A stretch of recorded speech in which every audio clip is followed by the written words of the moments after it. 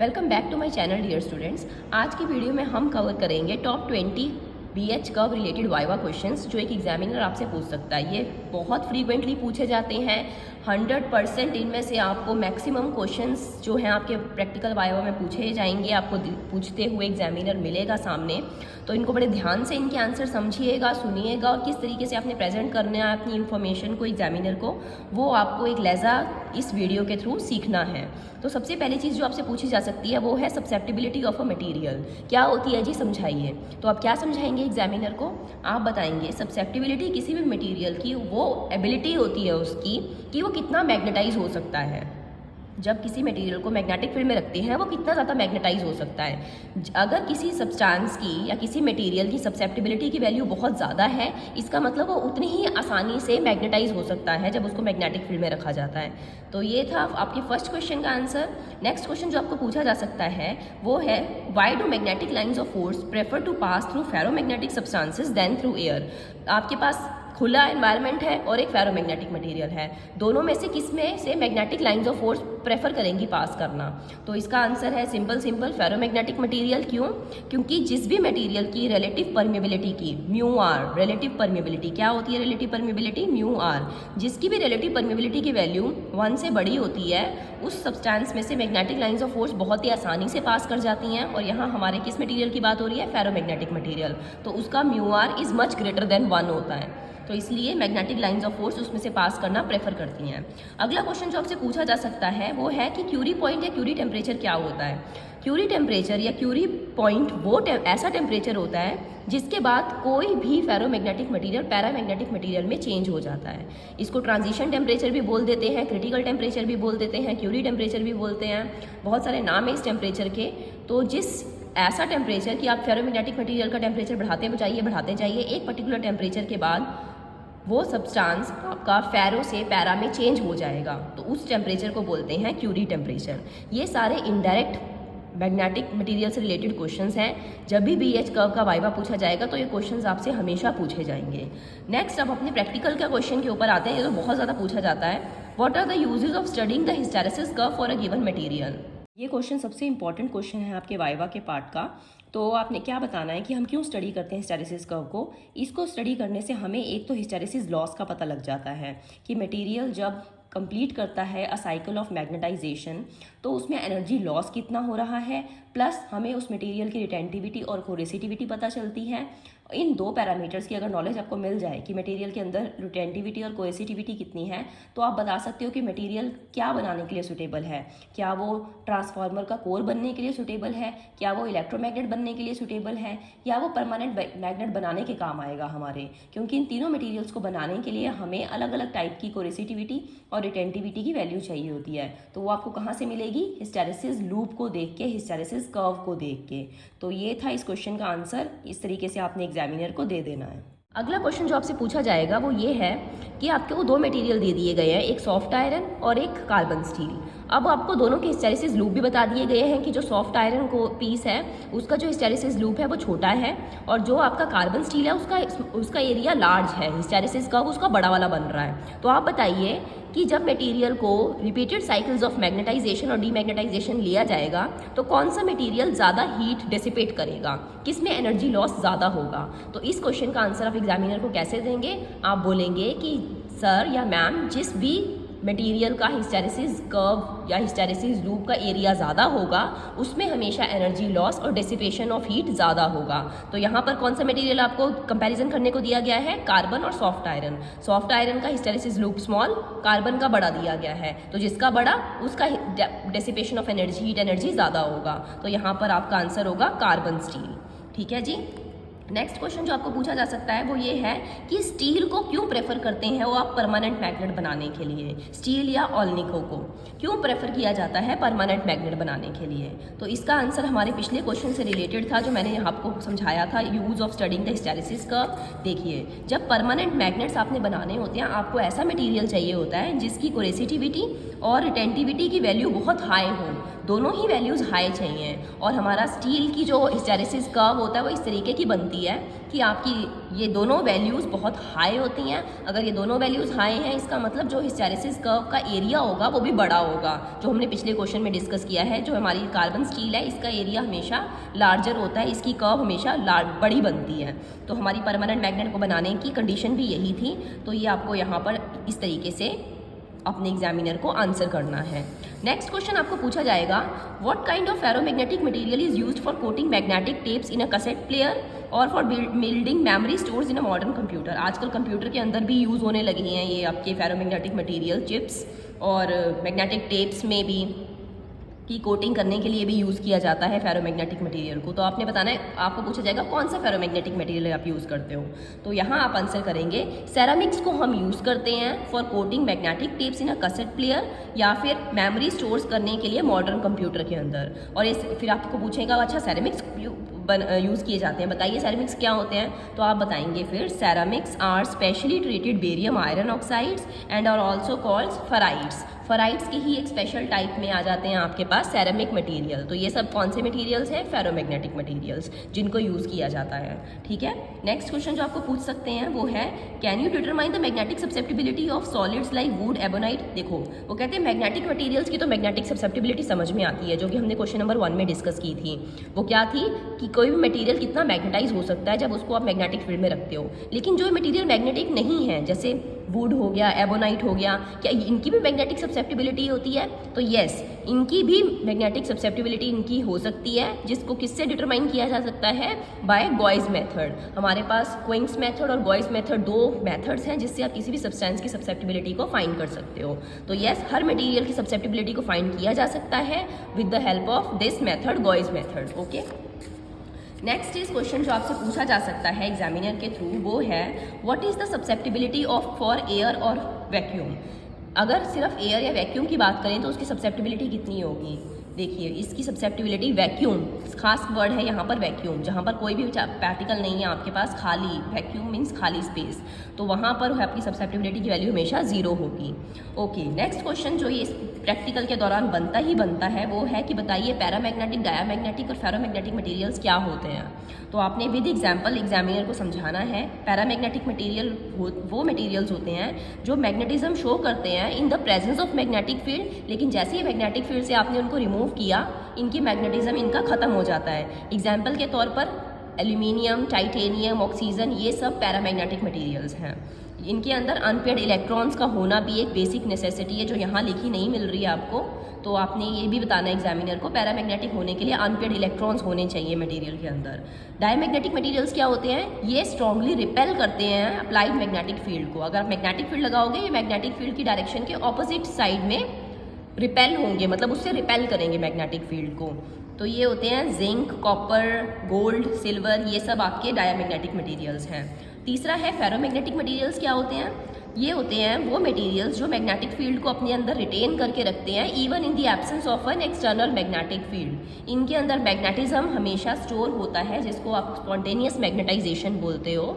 जैसे कि आपका आयरन है, इसके अंदर हर टाइम मैग्नेटिज्म होता है, जिसका नाम मैंने अभी लिया था, स्पॉन्टेनियस मैग्नेटाइजेशन होती है इसके अंदर। मटेरियल हमेशा मैग्नेटाइज्ड रहता है even in the absence of magnetic field. और जैसे ही मैग्नेटिक फील्ड लगाओगे तो इसके सारी डोमेन्स कंप्लीटली अलाइन हो जाएंगी in the direction of the applied magnetic field. अब आते हैं छोटे छोटे वो क्वेश्चंस जो आपसे पूछे जाते हैं लेकिन जिनका आप आंसर बिल्कुल नहीं कर पाते हैं। वो है कि BH कर्व क्या है।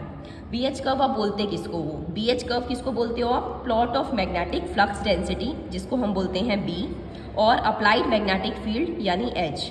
इन दोनों का जो प्लॉट किया जाता है B और H का, उसको बोलते हैं BH कर्व। क्या बताएंगे फिर आप एग्जामिनर को, plot of magnetic flux density and applied magnetic field is called BH curve. दूसरा क्वेश्चन जो यहीं से बन जाता है आपका, क्या B और H के बीच में कोई रिलेशन है। तो आप बताएंगे जी, B और H के बीच में रिलेशन है, B is equals to mu not H, where mu not is known as the permeability of free space, जिसकी वैल्यू होती है 4 pi into 10⁻⁻⁷ weber per ampere. Okay, next question जो यहीं से बनता है इस प्रैक्टिकल में, वो है हिस्टैरिसीस क्या होता है, व्हाट इज हिस्टैरिसीस। हिस्टैरिसीस को अगर हमने सिंपल भाषा में किसी को समझाना हो तो हिस्टैरिसीस होता है लैगिंग ऑफ मैग्नेटाइजेशन।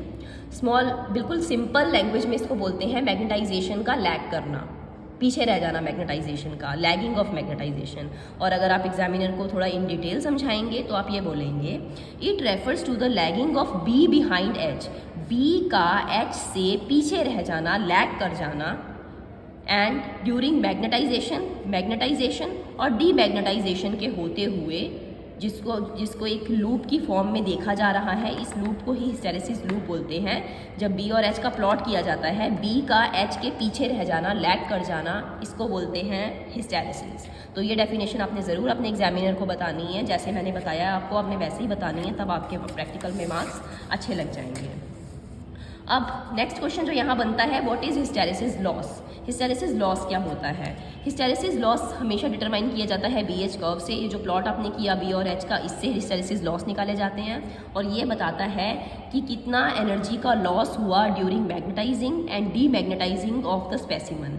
और एरिया ऑफ द लूप हमें बताता है कि हिस्टेरेसिस लूप की value, area of the loop हमें बताएगा कि हिस्टेरेसिस कर्व का कितनी एनर्जी लॉस उसमें हुई है। Gives the value of the energy loss of the given hysteresis loop, energy loss of the hysteresis loop. तो हिस्टेरेसिस लॉस क्या होता है? BH कर्व से मिलता है, और ये बताता है कितनी एनर्जी लॉस होगी मैग्नेटाइजिंग और डीमैग्नेटाइज करते हुए स्पेसिमन को। और एरिया ऑफ द लूप आपको बताएगा कि कितना एनर्जी लॉस हुआ है। अब आपसे कोई भी पूछेगा इसके बाद रिटेंटिविटी और कोरेसिटिविटी को एक्सप्लेन कीजिए, डिफाइन कीजिए। तो रिटेंटिविटी क्या होता है? Residual magnetic flux density B की वैल्यू जब H 0 हो गया। अब आपको मैं इस कर्व से समझाती हूँ, देखिए। रिटेंटिविटी है आपका ये OB रीजन, इसको बोलते हैं रिटेंटिविटी। ये क्या वैल्यू है? H, ये है B की वैल्यू। यहाँ पर B की वैल्यू तो कुछ आ रही है, लेकिन H कितना है आपका? 0। तो the value of residual magnetic flux density when H is 0, ये है रिटेंटिविटी। और ये जो आपका सेकंड पोर्शन आपको दिखाई दे रहा है OC, ये होती है कोरेसिटिविटी। कोरेसिटिविटी क्या है? अब यहाँ पर देखिए, इस पोर्शन में आपका B 0 है, मैग्नेटिक फ्लक्स डेंसिटी 0 है, लेकिन H की वैल्यू है यहाँ पर। तो ये आपको B को 0 करने के लिए जितनी आपको negative side magnetic field apply करनी पड़ती है सैंपल के, दैट इज कॉल्ड कोरेसिटिविटी। फिर से मैं एक्सप्लेन कर देती हूँ। रिटेंटिविटी है OB, कोरेसिटिविटी है OC। OB वो वैल्यू है जब आपका अप्लाइड मैग्नेटिक फील्ड 0 है, लेकिन मैग्नेटिक फ्लक्स डेंसिटी की जो रेजिडुअल वैल्यू आपके पास बची हुई है, दैट इज कॉल्ड रिटेंटिविटी। और कोरेसिटिविटी है कि आपने B को 0 करने के लिए जितनी negative side, negative reverse magnetic field लगाई है, उसको बोलते हैं आप कोरेसिटिविटी। तो आई थिंक अब आपको क्लियर हो गया होगा ये कि रिटेंटिविटी और कोरेसिटिविटी क्या है। नेक्स्ट एक और इस डायग्राम में से ही क्वेश्चन बनता है, मैग्नेटिक सैचुरेशन बताइए। ये जो पॉइंट्स आपको दिख रहे हैं जहाँ पर मैक्सिमम मैग्नेटाइजेशन हो गई है, ये वाला पॉइंट, और यहाँ पर डीमैग्नेटाइजेशन के टाइम पे जो मैक्सिमम मैग्नेटाइजेशन है, ये पॉइंट्स रिप्रेजेंट करते हैं सैचुरेशन मैग्नेटाइजेशन को। अब ये क्या है? मैग्नेटिक सैचुरेशन को डिफाइन कैसे करते हैं? It's the state where an increase in H produces very little or no increase in B। आप H बढ़ाते जाओ, लेकिन मैग्नेटिक फ्लक्स डेंसिटी में कोई चेंज नहीं होगा। इसके बाद देखिए, इस H के बाद जैसे ही ये वैल्यू ऑफ H आपने दे दी, अब इसके बाद B की कोई वैल्यू नहीं है, B कांस्टेंट है। आप इस साइड चले जाओ, ये यहाँ कोई जाता जाएगा, सैचुरेशन पॉइंट आ गया है ना, B की कोई वैल्यू में चेंज नहीं होगा। तो अप्लाइड मैग्नेटिक फील्ड की वो वैल्यू जिसके ऊपर भाई साहब आपका B बिल्कुल भी चेंज नहीं कर रहा है, उसको बोलते हो अब मैग्नेटिक सैचुरेशन स्टेट। और ये कब होती है? इसका फिजिक्स क्या है इसके पीछे फिजिक्स ये है कि सारे के सारे मैग्नेटिक डोमेन्स जो हैं वो मैग्नेटिक फील्ड की डायरेक्शन में अलाइन हो चुकी थी। अब जितनी मर्जी मैग्नेटिक फील्ड लगा लो, उनकी डायरेक्शन तो मैग्नेटिक फील्ड में ऑलरेडी हो चुकी है। इसके बाद अब क्या, इससे ज़्यादा आप क्या चाहते हो? कोई भी सैंपल अपने आप को मैग्नेटिक फील्ड की डायरेक्शन में अलाइन करना चाहता है, उसकी सारी डोमेन्स ऑलरेडी अलाइंड है। अब जितना मर्जी आज लगाते जाओ, B में कोई चेंज नहीं आएगा। इसको बोलते हैं मैग्नेटिक सैचुरेशन। नेक्स्ट क्वेश्चन जो आपको पूछा जा सकता है इसी प्रैक्टिकल के दौरान, वो है what is the difference between soft and hard magnetic materials. Soft और हार्ड मैग्नेटिक मटेरियल्स क्या होते हैं? सॉफ्ट मैग्नेटिक मटेरियल्स होते हैं वो जिनकी कोरेसिटिविटी और रिटेंटिविटी की वैल्यू कम होती है, और ये ट्रांसफार्मर कोर बनाने के लिए इस्तेमाल किए जाते हैं, जैसे कि हमारा क्या था? आयरन। हार्ड मैग्नेटिक मटेरियल्स क्या होते हैं? वो मटेरियल्स जिनकी कोरेसिटिविटी और रिटेंटिविटी की वैल्यू हाई होती है, और ये परमानेंट मैग्नेट्स बनाने के लिए यूज़ की जाते हैं, जो कि हमने पिछले क्वेश्चन में भी डिस्कस किया था। इसके एग्जांपल में आप क्या देंगे? एग्जामिनर को क्या बताएंगे? स्टील। ओके, नेक्स्ट क्वेश्चन जो आपकी प्रैक्टिकल से रिलेटेड पूछा जाएगा आपको वो है कि सीआरओ को यूज़ क्यों किया गया एक्सपेरिमेंट में। सीआरओ मीन्स क्या, इसका फुल फॉर्म भी पूछ सकता है एग्जामिनर आपको, कैथोड रे ऑसिलोस्कोप। सीआरओ को क्यों यूज़ किया गया एक्सपेरिमेंट में? सीआरओ को हमने यूज़ किया डिस्प्ले करने के लिए अपनी बीएच कर्व को। अदरवाइज अपना बीएच कर्व आप कहाँ से लेते, जिसका आप एनर्जी लॉस निकालने वाले हो, कर्व कहाँ देखते आप? आसमान में तो नहीं बनने वाली थी वो, ऑब्वियसली किसी चीज़ के ऊपर बनानी थी, आपने ट्रेस करनी थी, तभी आपने लॉस निकालना था। और वो इंस्ट्रूमेंट जिसके ऊपर आपको डिस्प्ले होती है आपकी बीएच कर्व, उसको बोलते हैं सीआरओ। तो सीआरओ यूज़ किया गया है डिस्प्ले करने के लिए बीएच कर्व को। और कैसे होता है ये? प्लॉट किया आपने voltage proportional to H on X axis, magnetic field के प्रोपोर्शनल जो वोल्टेज होगा वो आपको एक्स एक्सिस पे दिखेगा, और voltage proportional to B on the Y axis. तो इस तरीके से जो आपका ये लूप बनता है, आपको दिखाई देता है लूप। तो जो वोल्टेज है एक्स एक्सिस के अलॉन्ग जो वोल्टेज होगा वो आपका करस्पॉन्ड करेगा अप्लाइड मैग्नेटिक फील्ड एच को, और जो वोल्टेज आप प्रोवाइड कर रहे हो वाई चैनल को प्लॉट करने के लिए बीएच कर्व को, वो वोल्टेज के करस्पॉन्डिंग जो वैल्यू होगी वो किसकी होगी वाई एक्सिस पे? बी की, मैग्नेटिक फ्लक्स डेंसिटी। लास्ट के कुछ क्वेश्चंस जो आपसे पूछे जाएंगे वो है मैग्नेटिक डोमेन बताओ क्या होती है। देखिए मैग्नेटिक डोमेन क्या होती है, ये किसी भी मटेरियल के अंदर वो रीजन्स होते हैं जहां आपके मैग्नेटिक मोमेंट्स किसी भी एटम के अलाइन होते हैं किसी एक पर्टिकुलर डायरेक्शन में। जैसे ये आपका फेरोमैग्नेटिक सैंपल है, इसके अंदर छोटे छोटे सर्टन रीजन्स होंगे, सारा मटेरियल छोटे छोटे रीजन्स में बटा होता है। डोमेन्स की वैल्यू 10⁻23 हो सकती है किसी भी एटम्स में। एक मैं रफ एस्टिमेट आपको बता रही हूँ, 10⁻23 डोमेन्स बन सकती है किसी भी सैंपल के अंदर। एक पर्टिकुलर रीजन के अंदर जो मैग्नेटिक मोमेंट्स हैं वो एक डायरेक्शन में अलाइन हैं। रैंडम डायरेक्शंस हो सकती हैं ये, लेकिन जो एक पर्टिकुलर रीजन है वहाँ एक ही डायरेक्शन में डोमेन्स आपको अलाइन मिलेंगी। जब आप इसको मैग्नेटिक फील्ड की डायरेक्शन में रखते हो अपने सैंपल को, तो सारे के सारे डोमेन्स एक ही डायरेक्शन में अलाइन हो जाते हैं। फिर ये रैंडम डायरेक्शंस नहीं रह जाती, एक ही डायरेक्शन रह जाती है। ये जो छोटे छोटे रीजन्स हैं जिनके अंदर मैग्नेटिक मोमेंट्स एक ही डायरेक्शन के अंदर अलाइन है सब्सटेंस के, इन रीजन्स को बोलते हैं मैग्नेटिक डोमेन्स। ठीक है, तो ये ही आपकी डोमेन्स ही बेसिकली बताती हैं किसी भी मटेरियल की मैग्नेटिक प्रॉपर्टीज़ को। अगर इनका पूरा रैंडम है, फैली हुई है सब जगह, रिजल्टेंट मैग्नेटिक मोमेंट 0 आ रहा है, ये वाली डोमेन मान लो इसको कैंसिल करने के लिए ये वाली डोमेन है तो नेट इफेक्ट 0 हो गया।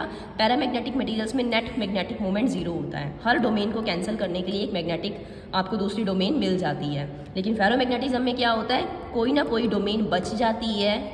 तो आप बिना अप्लाइड मैग्नेटिक फील्ड सारी डोमेन्स एक दूसरे को कैंसिल नहीं करती हैं, और वही स्पॉन्टेनियस मैग्नेटाइजेशन का बेसिस है। ओके, नेक्स्ट क्वेश्चन है आपका, how does the shape of the hysteresis loop indicate the type of magnetic material. Hysteresis loop से आपको कैसे पता लगेगा कि मटेरियल कौन सा है? तो जैसे आपको पहले बताया था, अगर तो सॉफ्ट मैग्नेटिक मटेरियल होगा यानी आयरन वगैरह होगा आपके पास, तो उसका लूप हमेशा स्मॉल बनेगा। और अगर आपके पास हार्ड मैग्नेटिक मटेरियल होगा यानी कि स्टील वगैरह आपको मिला हुआ है, तो उसका हिस्टेरेसिस लूप हमेशा बड़ा होगा। ये है हिस्टेरेसिस लूप के बेसिस पे मैग्नेटिक मटेरियल्स को क्लासिफाई करने का तरीका। Next question, how does frequency of the applied AC signal affect the BH curve. जो आपका इनपुट सिग्नल आ रहा है, पीछे से एसी सिग्नल आपको मिल रहा है, वो बीएच कर्व को कैसे इन्फ्लुएंस कर सकता है? तो आपने बताना है, हाई फ्रीक्वेंसी का सिग्नल आएगा अगर, तो वहाँ पर एडी करंट्स प्रोड्यूस होंगे। आपको पता है एडी करंट प्रोड्यूस होता है तो भाई लॉस होता है सर्किट के अंदर, बहुत ज़्यादा हीट लॉस। एडी करंट बढ़ेंगे तो एडी करंट लॉस बढ़ेगा, जिससे क्या होगा, आपका हिस्टेरेसिस लूप जो है बड़ा बड़ा बड़ा होता जाएगा। क्योंकि आपका लॉस कहाँ मिलता है, आपको ज़्यादा लॉस आपको मिलता है जहाँ पर हिस्टेरेसिस लूप बड़ा होता है। तो यहाँ इसका मतलब जब हाई फ्रीक्वेंसी आएगी आपके पास पीछे से, तो आपके पास हिस्टेरेसिस लूप वाइड हो जाएगा। तो फ्रीक्वेंसी का क्या इफेक्ट पड़ा बीएच कर्व के ऊपर? बीएच कर्व का एरिया बहुत बढ़ जाएगा, हीट डेसिपेशन बढ़ जाएगी, एनर्जी लॉस बढ़ जाएगा। और एडी करंट्स को कैसे रिड्यूस किया जा सकता है? जो भी आपका कोर है उसको आप लैमिनेट कर दो, तो आपका एडी करंट से आप बच सकते हो। So this was all about today's video. अगर आपको वीडियो बेनिफिशियल लगे हो, समझ में आई हो, तो प्लीज़ चैनल को सब्सक्राइब कीजिएगा, गिव इट अ लाइक, और मेरे चैनल को फॉलो करते रहिएगा इसी तरीके के फिजिक्स के कुछ इंपॉर्टेंट कंसेप्ट्स को क्लियर करने के लिए। Thank you so much.